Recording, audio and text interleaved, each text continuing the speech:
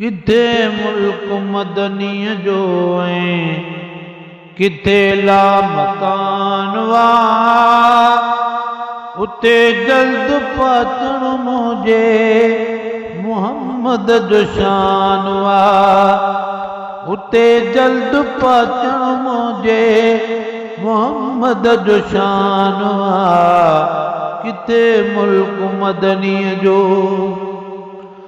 सूरत मूसा के ॾेखारी बारी पे परवाई सद सुरदा सां सजण असां जो सिदरा जो चोराही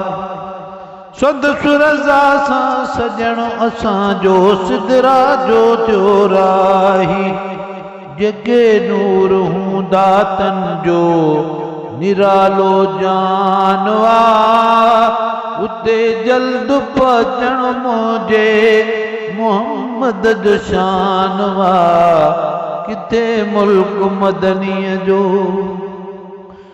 अरण वरिया अल्लाह सां गॾु हो हितों वयो ॼण हाणी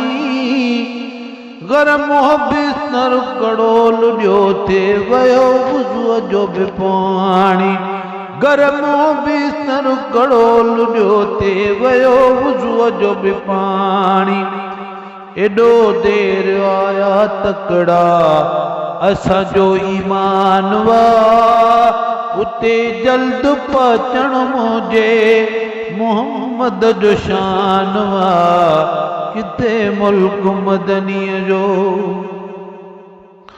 खलील जो को कलीम लेकिन हड़ई हबीब न हूंदा नसीब थिया त मोहम्मद जाही कंहिंजा नसीब न हूंदा नसीब थिया त मोहम्मद जाही कंहिंजा नसीब न हूंदा उते लंतरानी हिन ते मौला मेहरबान वा उते जल्द पहुचण मुझे मोहम्मद जो शान वा किथे मुल्क मदनी जो वेसु बि नूरी देसु बि नूरी आयो बुराक बि नूरी जंज बि नूरी घोट बि नूरी आयो बुराक बि नूरी देसु बि नूरी वेसु बि नूरी जिब्राइल पाक बि नूरी जंज बि नूरी घोट बि नूरी आयो बुराक बि नूरी जंज बि नूरी घोट बि नूरी आयो बुराक बि नूरी मदीने जे साईं जो अॼु खुदा मेज़बान वा उते जल्द पहुचण मुझे मोहम्मद जो शान वा किथे मुल्क मदनी जो मेरा जुमाने खैर सां मोटियो मुंहिंजो मोहम्मद जानी सुणल हिकिड़ी सात में आयो सैर करे सुबहानी सुणल हिकिड़ी सात में आयो सैर करे सुबहानी वठी तो असां लाइ आयो ही तोहफ़ो क़ुरान वा उते जल्द पहुचण मुझे मोहम्मद जो शान वा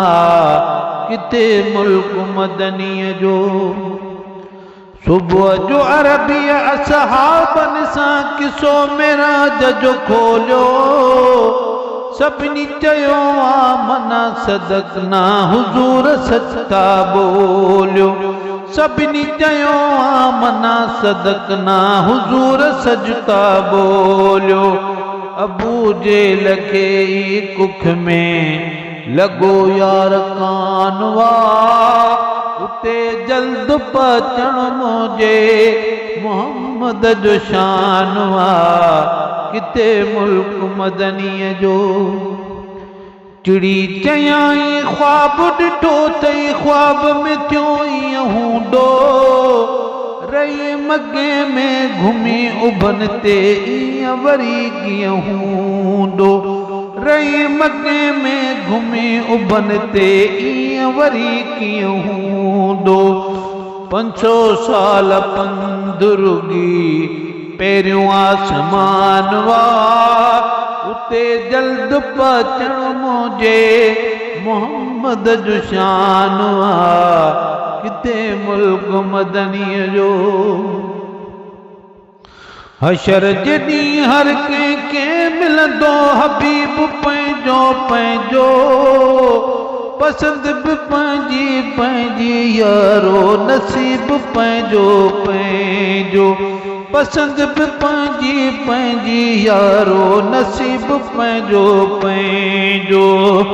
गुलाम नबी से रोअंदा जनी खे गुमान आ उते जल्द पहुचण मुंहिंजे मोहम्मद जो शान आ किथे मुल्क मदनीअ जो ऐं तेला मकान आ उते जल्द पहुचण मुंहिंजे मोहम्मद जो शान आ